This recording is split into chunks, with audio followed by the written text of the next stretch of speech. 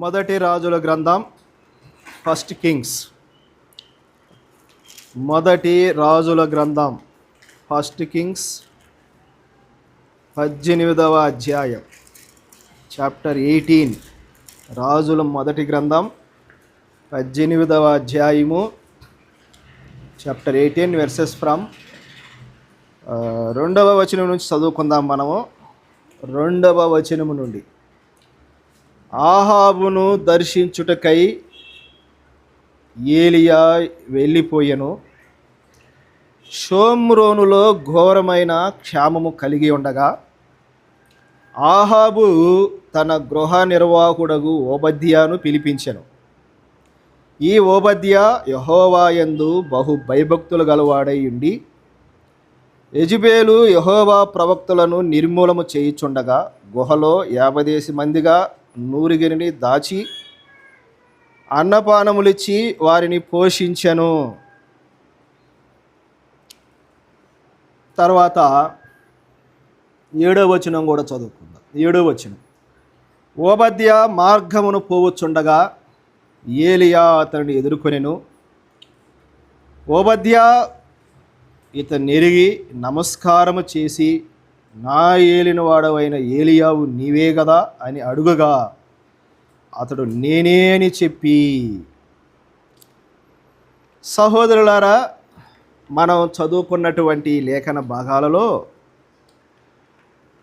మొదటి రాజుల గ్రంథం 18వ అధ్యాయము 2వ వచనము నుండి ఆ తర్వాత 7వ వచనాన్ని కూడా మనం చదువుకున్నాం. ఈ చదవబడిన లేఖన భాగాలలో ఒక వ్యక్తిని మనం చూస్తున్నాం కదా. 2వ వచనంలో ఏముంది, లేదంటే 3వ వచనంలో ఆహాబు తన గృహ నిర్వాహకుడగు ఓబద్యాను పిలిపించెను. ఈ సమయంలో ఓబద్యాను గురించినటువంటి కొన్ని సంగతులు మనం ధ్యానం చేసుకొని ముగించుకుందాం. బైబిల్ గ్రంథంలో ఎంతమంది ఓబద్యాలు ఉన్నారు? ఏమైనా ఆలోచన, మనకు ఏమైనా ఐడియా ఉందా? మరి నాకు తెలిసి 2 అనుకుంటున్నాను నేను. మరి ఇంకేమైనా ఎక్కువ మంది ఉన్నారేమో నాకు తెలియదు. ఓబద్యా అనేటువంటి ఒక పుస్తకం ఉంది కదా పాత నిబంధన గ్రంథంలో, ఓబద్యా ప్రవక్త. తర్వాత ఇక్కడ మనం గృహ నిర్వాహకుడగు ఓబద్యాను మనం చూస్తూ ఉన్నాం. ఈ ఓబద్యాను గురించి కొన్ని సంగతులు మనం ఇప్పుడు ధ్యానం చేసుకుందాం. ఆహాబు తన గృహ నిర్వాహకుడగు ఓబద్యాను పిలిపించి. ఆహాబు ఇశ్రాయేలు దేశానికి రాజు. అతను ఆ రాజుగారి దగ్గర మరి ఓబద్యా గృహ నిర్వాహకుడుగా ఉన్నాడు. ఎవరుగా ఉన్నాడు? గృహ నిర్వాహకుడుగా ఉన్నాడు. గృహ నిర్వాహకుడుగా ఓబద్యా ఉండాలంటే అతను ఏముండాలి? ఓబద్యా గృహ నిర్వాహకుడుగా ఉన్నాడు కదా. గృహ నిర్వాహకుడు ఎప్పుడు ఉంటాడు? ఎలా ఉంటాడు? అసలు గృహ నిర్వాహకత్వం రావాలంటే ఎలా ఉండాలి ఆ వ్యక్తి? ఎప్పుడు గృహ నిర్వాహకుడిగా ఉండగలడు? అసలు గృహ నిర్వాహకుడికి ఉండవలసిన లక్షణాలు ఏమిటి? మొదటి కొరింథీయులకు రాసిన పత్రికలో ఒక వచనాన్ని చదువుకుందాం. చూడండి. మొదటి కొరింథీయులకు రాసిన పత్రిక 4వ అధ్యాయము దయచేసి 2వ వచనం చదవండి. మరియు గృహ నిర్వాహకులలో ప్రతి వాడును నమ్మకమైన వాడయుండుట అవశ్యము. బాగా గమనించాలి మనం. ఓబద్యా అనేటువంటి వ్యక్తి ఆహాబు దగ్గర గృహ నిర్వాహకుడుగా ఉన్నాడు. ఇప్పుడు ఈ ఆహాబ్ అనేటువంటి రాజు ఓబద్యాను తన దగ్గర లేదా తన రాజ్యములో తన ఇంటిలో గృహ నిర్వాహకుడిగా పెట్టుకున్నాడంటే, లేదా గృహ నిర్వాహకుడిగా ఉన్నాడంటే ఆ గృహ నిర్వాహకుడు ఏమై ఉంటే ఆ పని వస్తుంది? ఇక్కడ మనం మొదటి కొరింథీ 4వ అధ్యాయం 2వ వచనంలో ఏం చదివాం? మరియు గృహ నిర్వాహకులలో ప్రతివాడును నమ్మకమైన వాడయుండుట అవశ్యము. గృహ నిర్వాహకుడు ఆహాబు ఇంటిలో అతని యొక్క గృహాన్ని లేదా ఇంటిలో ఉండేటువంటి సంగతులను పర్యవేక్షించటం, వాటిని చూడటం ఒబద్యా పని. ఒబద్యా గృహ నిర్వాహకుడు. గృహ నిర్వాహకుడు ఎలాగుండాలంట? నమ్మకమైన వాడయుండుట అవశ్యము. అలాగైతే ఒబద్యా గృహ నిర్వాహకుడుగా ఉన్నాడంటే అతనిలో ఏమి చూసి ఆహాబు గృహ నిర్వాహకుడిగా పెట్టుకున్నాడో చెప్పండి. ఏమి చూసి? అతని యొక్క నమ్మకాన్ని చూసి. గృహ నిర్వాహకుడికి ఉండవలసిన మొదటి లక్షణం నమ్మకత్వం ప్రియులారా, నమ్మకత్వం. ఇంకొక వచనాన్ని కూడా చదువుకుందాం చూడండి. లూకాసు వార్త 12వ అధ్యాయంలో ఒక మాట మనం చదువుకుందాం. లూకాసు వార్త 12వ అధ్యాయంలో, లూకాసు వార్త 12వ అధ్యాయం 42వ వచనం కూడా చదవండి. లూకాసు వార్త 12వ అధ్యాయం 42వ వచనం. ప్రభు ఇట్లా నేను తగిన కాలమున ప్రతి వానికి ఆహారము పెట్టుటకు యజమానుడు తన ఇంటి వారి మీద నియమించునట్టి నమ్మకమైన బుద్ధిగల నిర్వాహకుడు, గృహ నిర్వాహకుడు. కాబట్టి గృహ నిర్వాహకుడికి నమ్మకత్వం ఉండాలి, నమ్మకం ఉండాలి. ఇప్పుడు ఒబద్యాను మనం ఆలోచన చేస్తే ఒబద్యాలో ఉన్నటువంటి మొదటి లక్షణం అతను నమ్మకమైన వాడు ప్రియులారా. ఒబద్యా నమ్మకమైన వాడు. ఈ ఆహాబు రాజు తన ఇంటిలో అతన్ని గృహ నిర్వాహకుడిగా పెట్టుకున్నాడంటే ఒబద్యాలో నమ్మకాన్ని చూశాడు, నమ్మకత్వాన్ని చూశాడు. ఒబద్యా చాలా నమ్మకమైన వాడు అని మనం గమనిస్తూ ఉన్నాం. నెహెమియా గ్రంథంలో కూడా ఒక మాట చదువుకొని మనం ముందుకు సాగుదాం. చూడండి, నెహెమియా గ్రంథంలో ఒక మాట మనం చదువుకుందాం. నెహెమియా గ్రంథం 13వ అధ్యాయంలో దీని గురించినటువంటి ఒక సంగతి మనం చదువుకుందాం. నెహెమియా గ్రంథం 13వ అధ్యాయము 12వ వచనం చదవండి. నెహెమియా గ్రంథం 13వ అధ్యాయం 12వ వచనం, లేదంటే 13 చదవండి. 13 నుంచి, నమ్మకము గల మనుషులని పేరు పొందిన షెలెమియా అను యాజకుని, సాదోకను శాస్త్రిని, లేవీలలో పెదాయాను ఖజానా మీద నేను కాపరులుగా నియమించి తిని. నమ్మకము గల మనుషులు అని మనం చూస్తున్నాం కదా. నెహెమ్యా గ్రంథములో 13వ అధ్యాయంలో మనం చూస్తే అక్కడ నమ్మకము కలిగిన మనుషులను మనం చూస్తూ ఉన్నాం. ఈ మొదటి రాజుల గ్రంథం 18వ అధ్యాయంలో మనం ఆలోచన చేస్తే ప్రియులారా, ఒబద్యా అనేటువంటి ఒక వ్యక్తి గృహ నిర్వాహకుడుగా ఉన్నాడు. అతడు నమ్మకమైన వాడు. ఇప్పుడు దేవుడు ఏదైనా నిన్ను కానీ నన్ను కానీ తన పని అప్పగించాలంటే, తనను లేదా మనలను దేవుడు వాడుకోవాలంటే, లేదా మనలను గృహ నిర్వాహకులుగా ఆయన చూడాలంటే, లేదా గృహ నిర్వాహకులుగా ఆయన పెట్టుకోవాలంటే ఏముండాలి? మనలో నమ్మకత్వం ఉండాలి, నమ్మకత్వం ఉండాలి. నమ్మకం లేకపోతే దేవుడు ఎవరిని కూడా వాడుకోడు. నిన్ను వాడుకోడు, నన్ను వాడుకోడు. దేవుని పిల్లలకు నమ్మకం అనేది చాలా అవసరం. ఈ ఆహాబు రాజు తన ఇంటిలో ఒబద్యాను గృహ నిర్వాహకుడుగా పెట్టుకున్నాడంటే అతని నమ్మకత్వాన్ని చూసి అతను నమ్మకమైన వాడని పెట్టుకున్నాడు ప్రియులారా. నెహెమియా గ్రంథం 13వ అధ్యాయంలో మనం చూస్తే ఆ ఖజానా మీద నమ్మకము కలిగినటువంటి మనుషులను నెహెమియా ఏర్పరిచినట్లుగా మనం చూస్తాం. ఖజానా మీద మోషేను గురించి ఏమంటాడు దేవుడు? నా ఇల్లంతటిలో మోషే నమ్మకమైన వాడని మనం చూస్తాం. నా ఇల్లంతటిలో మోషే నమ్మకమైన వాడు. కీర్తనల గ్రంథంలో మనం చూస్తే దేశములో నివసించుటకు నమ్మకమైన మనుషులను నేను వెతుకుతూ ఉన్నానంటాడు. నమ్మకమైన మనుషులను నేను వెతుకుతూ ఉన్నాను. కాబట్టి దేవునికి కావలసినది నమ్మకమైన మనుషులు. దేవునికి కావలసినది నమ్మకంగా జీవించేవాళ్ళు ప్రియులారా. ఒబద్యా నమ్మకమైన వాడు, మోషే నమ్మకమైన వాడు, దావీదు నమ్మకమైన వాడు, తిమోతి నమ్మకమైన వాడు, అబ్రహాము నమ్మకమైన వాడు. బైబిల్ గ్రంథంలో నమ్మకమైన వారిని చాలామందిని మనం చూస్తాం. అహాబు ఓబద్యాను నమ్మాడు, ఇతను నమ్మకమైన వాడు. మోషేను దేవుడు నమ్మాడు, మోషే నమ్మకమైన వాడు. మరి నిన్ను నన్ను నమ్ముతూ ఉన్నాడా? మనలను ఆయన నమ్మకస్తులుగా చూస్తున్నాడా? ఆయన మనలను నమ్ముతూ ఉన్నాడు? ఆలోచన చేయండి. చాలామందిని మనమే నమ్మం కదా, చాలామందిని మనం నమ్మం. చాలామంది నమ్మకాన్ని కోల్పోతూ ఉన్నారు. చాలామంది నమ్మదగిన వారు కాదు. చాలామంది ఈ నమ్మకం విషయంలో ప్రియులారా తప్పిపోతూ ఉన్నారు. ఈ మధ్య ఒక ఆమె చెబుతూ ఉన్నది, అన్నా ఇదిగో మా ఇంటిలో ఒక సహోదరి ఒక 1/4 కేజీ కందిపప్పు తీసుకొని రేపిస్తానన్నదన్నా. 1/4 కేజీ కందిపప్పు తీసుకొని రేపిస్తానన్నదన్నా. 6 నెలలు అవుతుందన్నా, ఇప్పటికి తీసేయలేదన్నా, ఇప్పటికి ఇవ్వలేదన్నా. అనేక సార్లు మనం నమ్మకాన్ని కోల్పోతూ ఉన్నాం. మాట మీద మనం నిలబడటం లేదు. అసలు నమ్మకం లేని విశ్వాసులు సంఘాలలో ఎంతమందిని మనం చూస్తూ ఉన్నాం. అసలు నిన్ను నమ్మాలంటే అసలు నిన్ను నమ్మొచ్చా? ఒకసారి ఆలోచించి. మనలను అసలు నమ్మొచ్చు అంటారా? ఎవరైనా మనల్ని నమ్మొచ్చా? అసలు ప్రభువు మనల్ని నమ్ముతూ ఉన్నాడా? నమ్మకం లేకపోతే దేవుడు నిన్ను ఎలా వాడుకుంటాడు?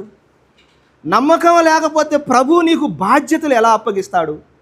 ఒక 10 రూపాయల విషయంలో నువ్వు నమ్మకంగా ఉండకపోతే, లేదా ఒక 100 రూపాయల విషయంలో నువ్వు నమ్మకంగా ఉండకపోతే 200 ప్రభువు నీకు ఎలా అప్పగిస్తాడో ఆలోచన చేయండి. నమ్మకంగా ఉండాలి. మనం నమ్మకంగా జీవించాలి. మాట అంటే మాట మీదగా ఉండాలి. ఇస్తానంటే ఇస్తానంతే, ఇవ్వనంటే ఇవ్వను అంతే.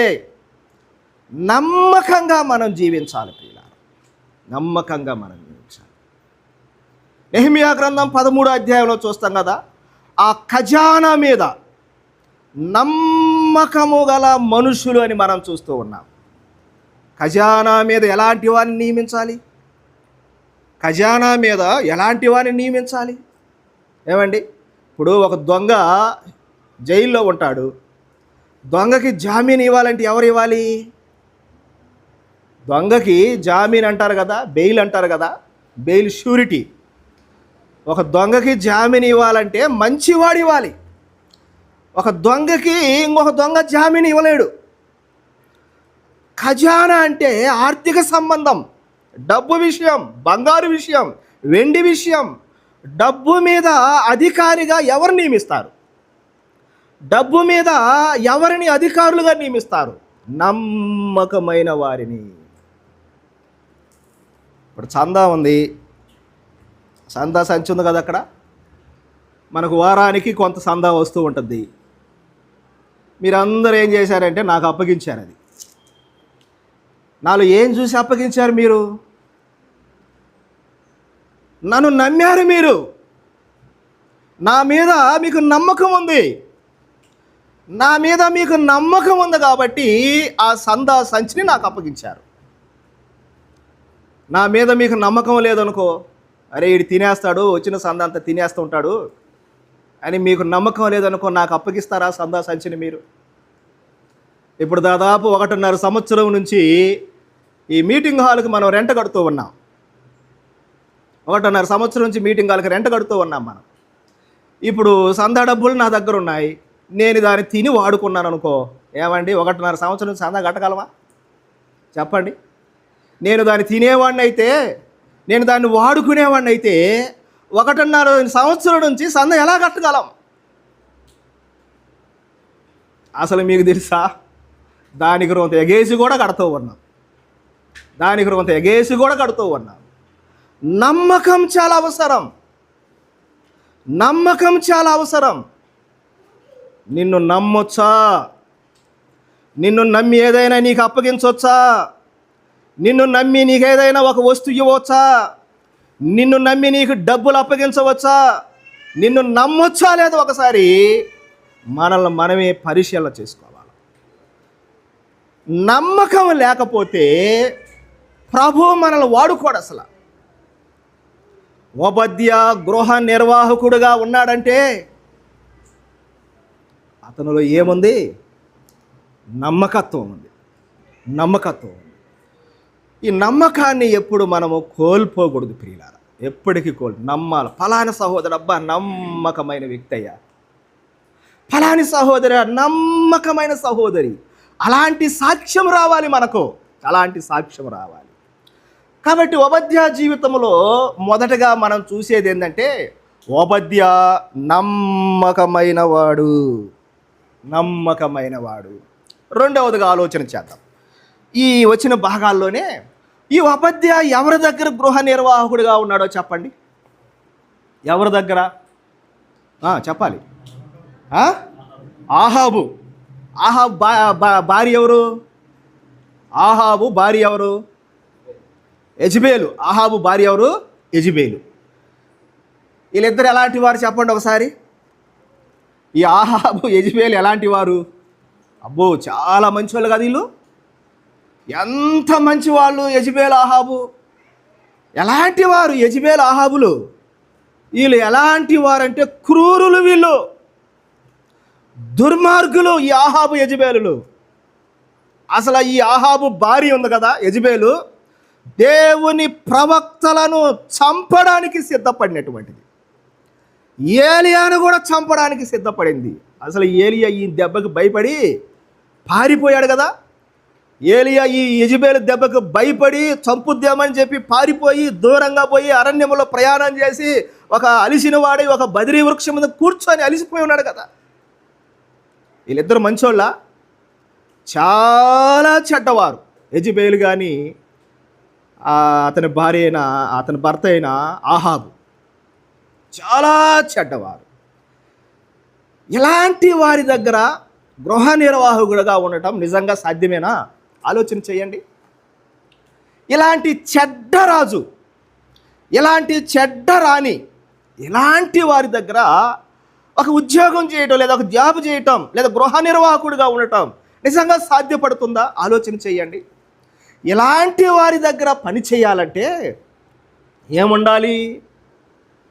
ఒక క్రూరుడు, ఒక దుర్మార్గుడు, దేవుని ప్రవక్తలను చంపడానికి ప్రయత్నం చేసిన వారు, విగ్రహారాధనను ప్రవేశపెట్టిన వారు, ఇశ్రాయేలీలు చెడిపోవడానికి కారకులు, ఇశ్రాయేలు దేశం మీదకి కరువు రావడానికి కారకులు, క్షామం రావడానికి కారకులు. ఇలాంటి వారి దగ్గర పని చేయాలంటే ఓబద్యాలో ఏముండాలి చెప్పండి? మొదటగా నమ్మకం ఉంది ఓబద్యాలో. రెండవదికి ఏముండాలి? ఒక దుర్మార్గుడు దగ్గర పని చేయాలంటే ఏముండాలి? నేను అనుకుంటున్నాను చాలా ఓర్పు ఉండాలనుకుంటున్నా. ఏముండాలి? చాలా ఓర్పు ఉండాలి.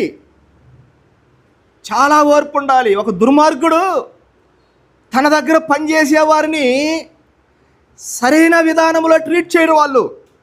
రే ఓబద్యాగా అని పిలిచాడు అనుకో, రే ఓబద్యాగా ఎట్రా అంటే, ఏంద్ర నన్నే ఓబద్యాగా అంటే పిలుస్తావా, రే అని పిలుస్తావా నన్ను అని కోప్పడ్డాడు అనుకో, పని చేయగలడు అక్కడ.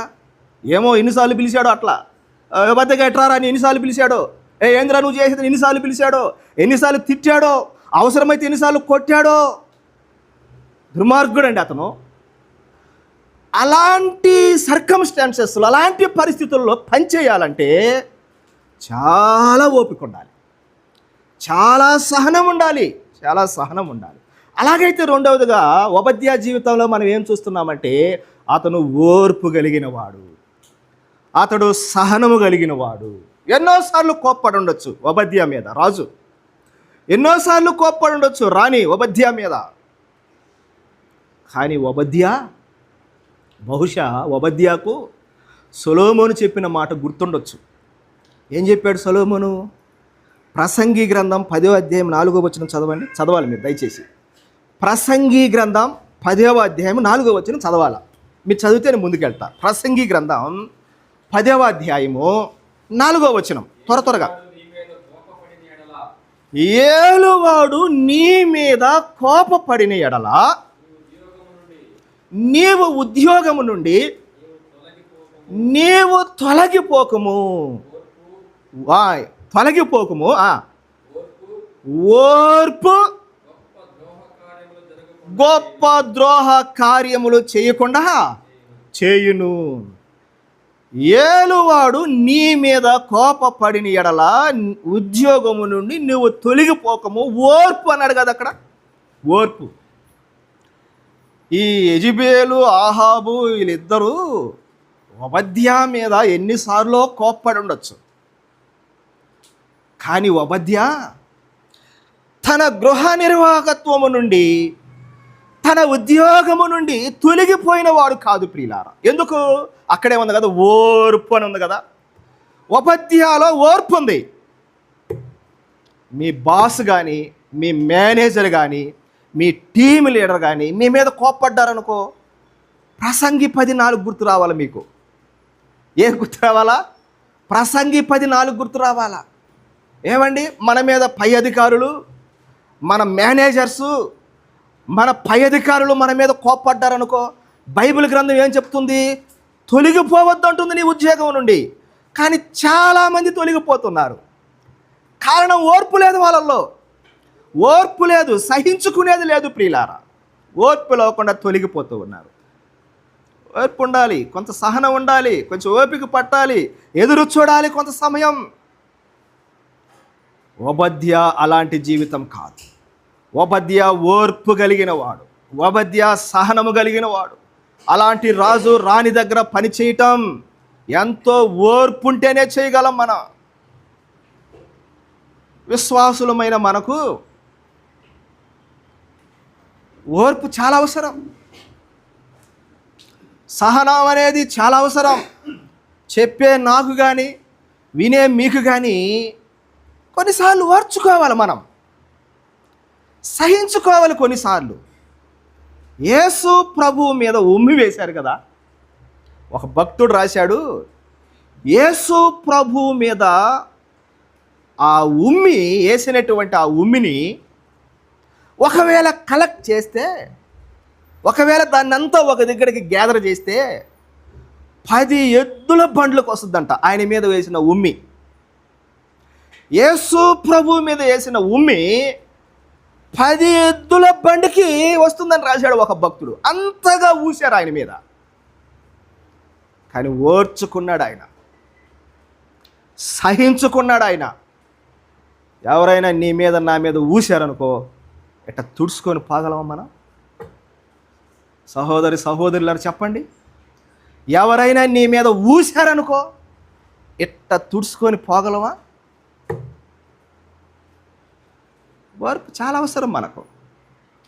అక్కడ ఏముంది? ప్రసంగి 14లో ఓర్పు అనేక ద్రోహ కార్యములను జరగకుండా చేస్తుందన్నాడు.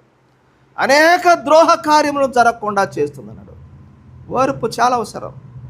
నేను విన్నా, ఏదో మన పండు వాళ్ళ ఊర్లో ఏదో గొడవ అయిందంట. ఒక ఆయన అడ్డం తినిపోయాడు. పండు చెప్పాలి, అది నాకు తెలియదు, విన్నా. అడ్డం తినడానికి పోయాడంట. రే నన్ను అడ్డం తీస్తారు అని చెప్పి గొంతు పీక పిసికి అక్కడ చంపేశాడు అతన్ని. చచ్చిపోయాడంట అతను. అడ్డం తినిపోయాడండి, అదేం పెద్ద తప్ప. చుంచులూరులో మొన్న జరిగిందంట ఈ మధ్య. నన్ను అడ్డం తీస్తామని చెప్పి పిసుక ఆ గొంతు పట్టుకొని పిసికి పిసికి పిసికి ఊపిరాన్ని కూడా చంపేశాడు. ఓర్పు అనేక ద్రోహ కార్యములు చేయకుండా కాపాడుతుంది ప్రియులారా. ఓబద్యాలో ఎన్ని మంచి లక్షణాలు ఉన్నాయి చూడండి. నమ్మకమైన వాడు. రెండవదిగా ఓబద్యా ఓర్పు సహనం కలిగినవాడు. మూడో మాట చూద్దాం చూడండి. ఓబద్యాలో ఇంకా ఎలాంటి మంచి లక్షణాలు ఉన్నాయో 4వ వచనం కూడా చదువుదాం. 4వ వచనం, లేదంటే 3 నుంచి చదువుదాం. 3 నుంచి. ఆహాబు తన గృహ నిర్వాహకుడగు ఓబద్యాను పిలిపించెను. ఈ ఓబద్యా యెహోవా యందు బహు భయభక్తులు గలవాడయ్యుండి యెజెబెలు యెహోవా ప్రవక్తలను నిర్మూలన చేయుచుండగా గుహలో 50 మందిని నూరుగుడుగా అన్నపాలించి కాపాడుచున్నాం. ఈ ఓబద్యా ఎలాంటి వాడంట? బహు భయభక్తులు గలవాడు. ఇక్కడ ఒక మాట మనం ఆలోచన చెయ్యాలి. ఈ ఓబద్యా భయభక్తులు గలవాడని చెప్పలేదు అక్కడ. ఈ ఓబద్యా బహు భయభక్తులు గలవాడని చెప్పలేదు. భయభక్తులు దానికి ముందు ఏముంది? బహు భయభక్తులు కలిగిన వాడు ఉంది కదా. ఈ బహు అనేది ఏమంటాం దాన్ని మనం వ్యాకరణంలో? బహు అనేది వ్యాకరణంలో ఏమంటాము? రాముడు మంచి బాలుడు. దాంట్లో గ్రామర్ పరంగా ఒకటి ఉంది, దాంట్లో పార్ట్స్ ఆఫ్ స్పీచ్ ఉంటుంది కదా. పార్ట్స్ ఆఫ్ స్పీచ్లో noun, pronoun, adjective, adverb, preposition, conjunction, interjection అవి ఉన్నాయి కదా పార్ట్స్ ఆఫ్ స్పీచ్లో. రాముడు మంచి బాలుడు. ఈ మంచి అనేది అడ్జెక్టివ్, కరెక్ట్. ఈ మంచి అనేది ఏంది? అడ్జెక్టివ్, విశేషణము అంటారు దాన్ని తెలుగులో, విశేషణం.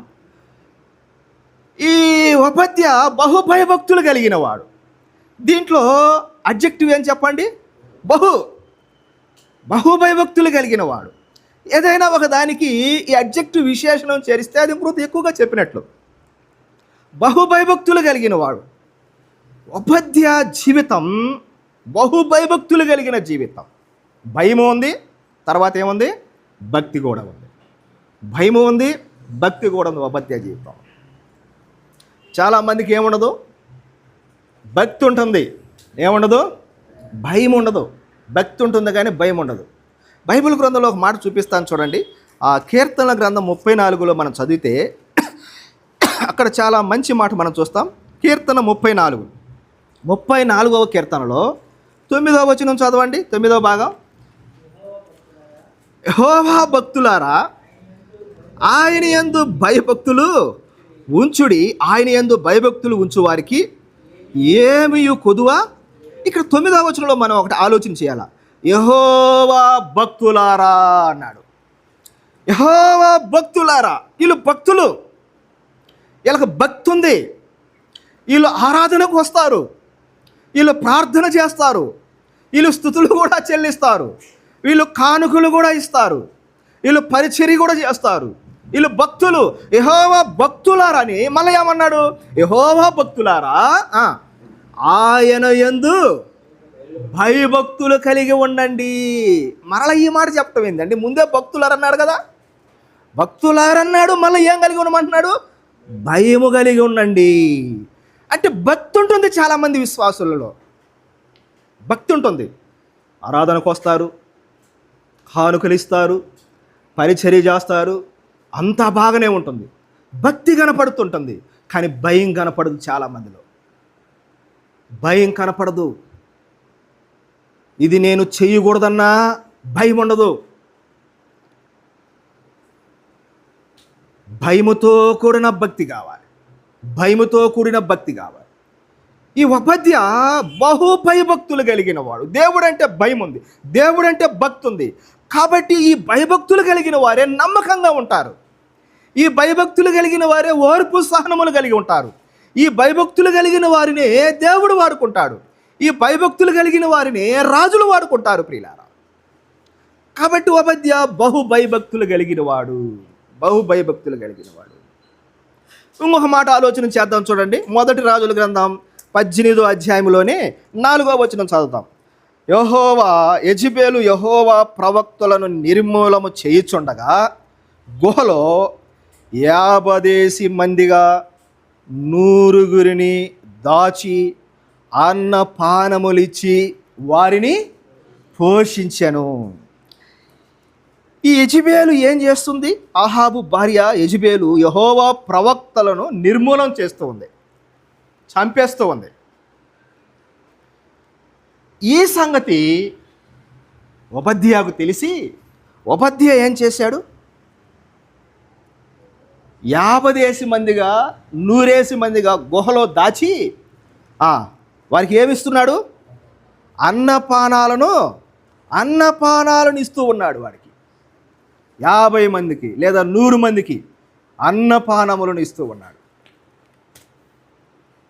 చాలా కాలంగా ఇచ్చాడు. ఆ రకంగా చాలా కాలం పాటు అన్నపానాలు ఇచ్చాడు, ప్రవక్తలకు దాచిపెట్టాడు.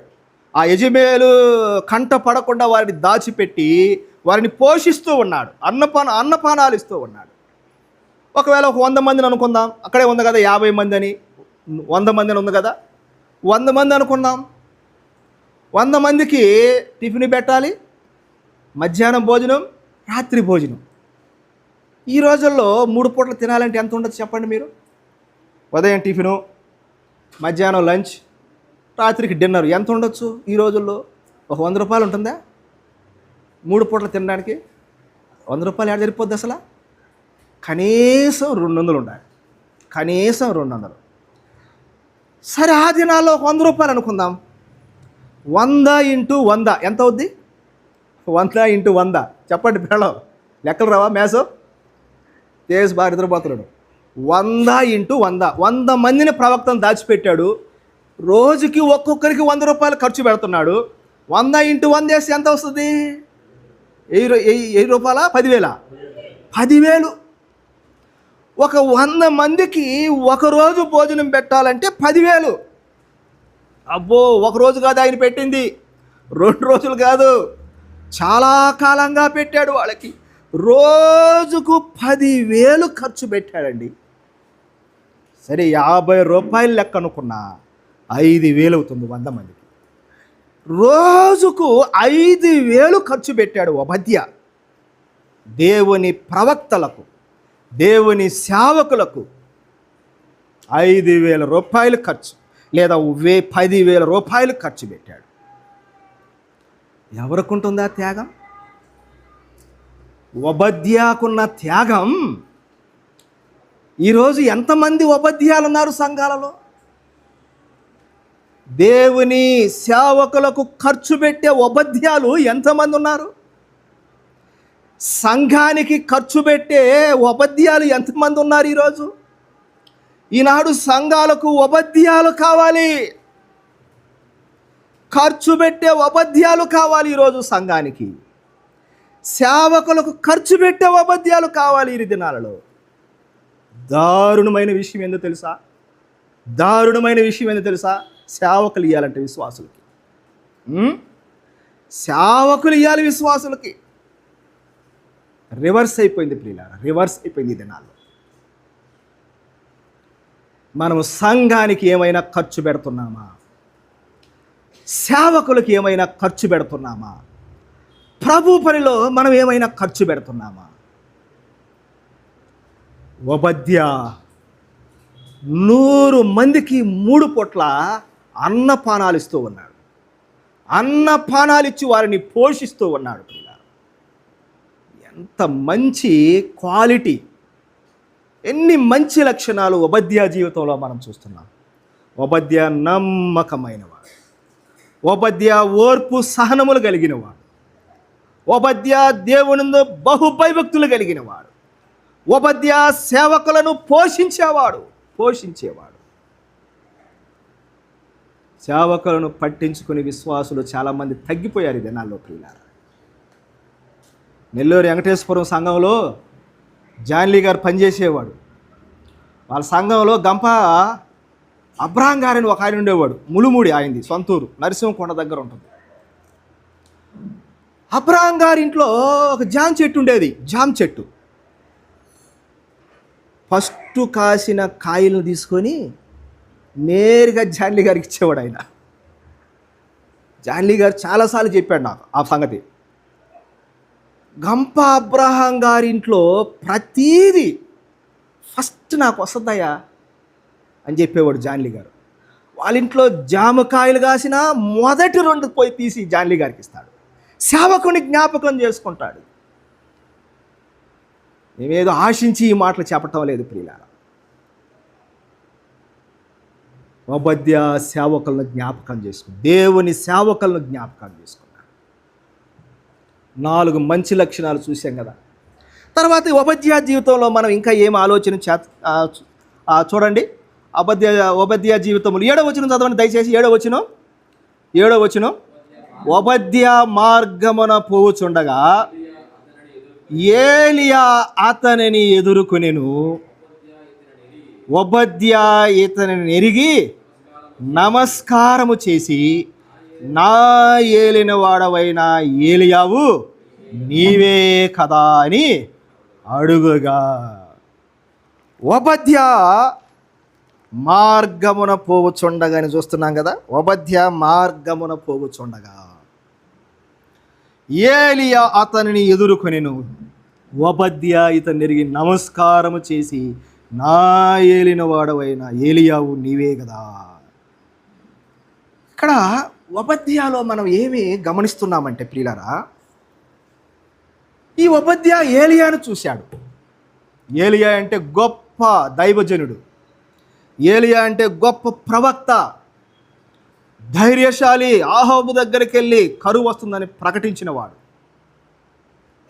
ఈ ఏలియాను చూసి నువ్వు ఏలియావు కదా అన్నాడు. అక్కడ ఏమన్నాడు? నమస్కారము చేసి అనే మాట మనం చూస్తున్నాం. ఏలియా కనపడంగానే నమస్కారము చేసి నా ఏలినవాడా అంటూ. నిజంగా ఓబద్యా ఒక దేవుని సేవకుని చూసినప్పుడు, ఒక దైవజనుడిని, ప్రవక్తను చూసినప్పుడు నమస్కారం చేశాడు. నా ఏలినవాడా అంటున్నాడు.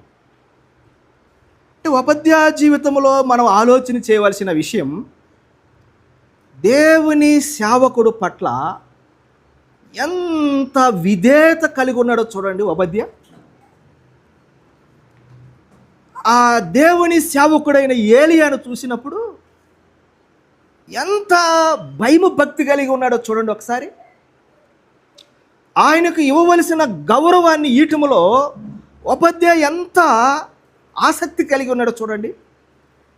ఏలియా దైవజనుడు, ఏలియా ప్రవక్త, గ్రహించాడు.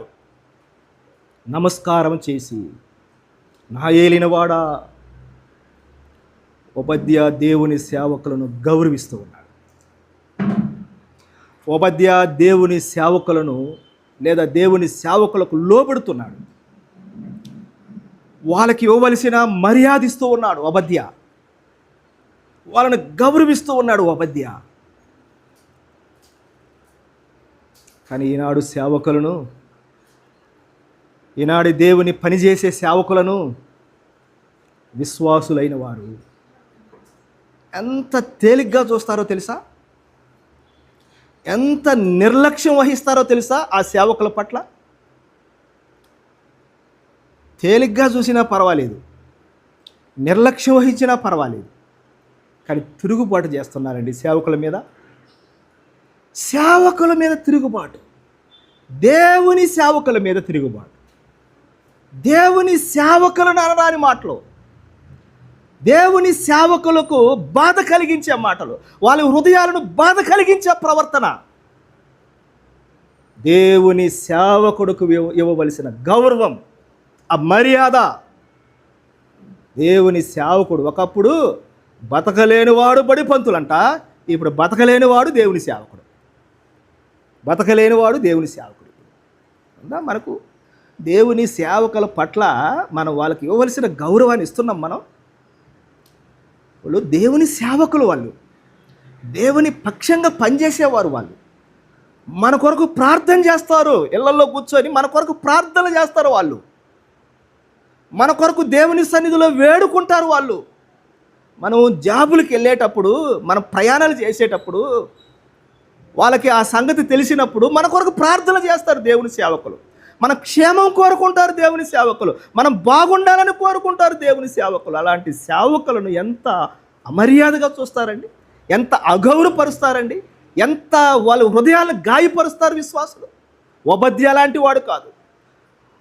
ఏలియా కనపడగానే అతను గుర్తెరిగాడు, నమస్కారం చేశాడు. నా ఏలినవాడా అంటూ ఉన్నాడు. నా ఏలినవాడా.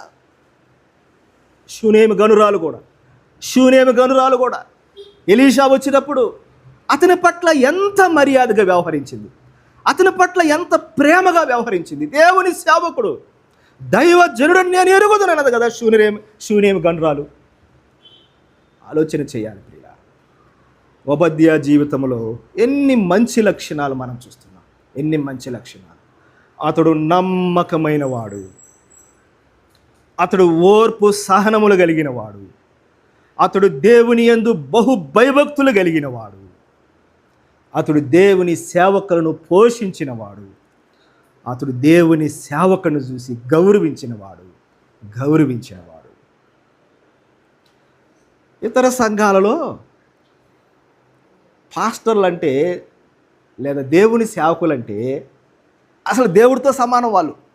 ఇతర సహవాసాల్లో, ఇతర సంఘాలలో అసలు యేసన్న గారిని ఎట్లా చూస్తారు వాళ్ళు, సతీష్ కుమార్ని ఎట్లా చూస్తారు వాళ్ళు, దినకరన్ని ఎట్లా చూస్తారు, అసలు వీళ్ళే ఇక యేసు ప్రభు తర్వాత వీళ్ళే మాకు యేసు ప్రభులు అన్నట్టుగా ఉంటారు.